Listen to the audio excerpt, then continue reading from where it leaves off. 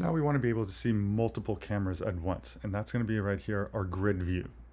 So when we click our live view, we have this set up already, but if you see, as I move my mouse, I have a couple different options. One is I can enter full screen, one is I can change the quality of the cameras, and last I have select live view.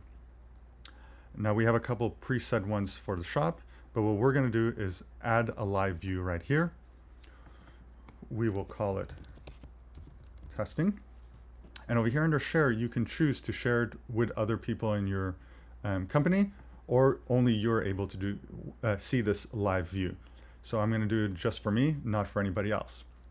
Next, we go to grid. How many cameras do we want to see?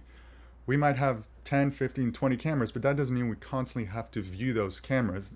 That just might get redundant because, as we saw, the back alley that we have, nothing really happens back there. So let's say I take the back alley. I can drop it here. Now this grid is for the back alley.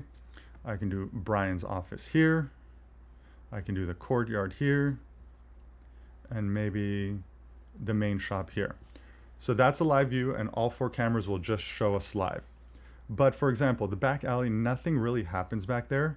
So what I can do is grab another camera, like front door, and drop it in. Now, because there's 2 cameras in one square, it's asking me, how do you want to switch between the 2 of them?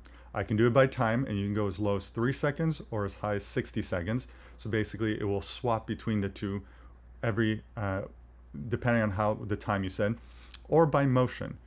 So it might be at the back alley, and then once there's motion at the front door, it'll switch to that so you can see what's happening at the front door. And it will stay at the front door until there's motion again in the back alley. If nothing happens in the back alley all day, okay, then it will never show up. So let's do time, 10 seconds, and we'll go ahead and hit save.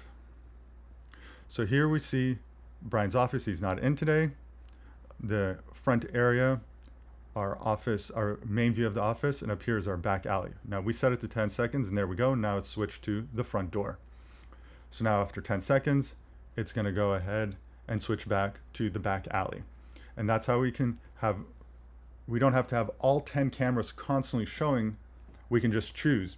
So if there's maybe an area that doesn't get a lot of traffic, you can go ahead and say, okay, you know what? Let's edit this testing. This one, I want to do it by motion. So unless there's motion,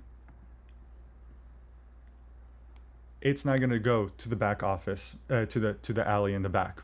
Once it sees motion in the alley in the back, then it'll go ahead and swap back to the front door once there's motion in the front.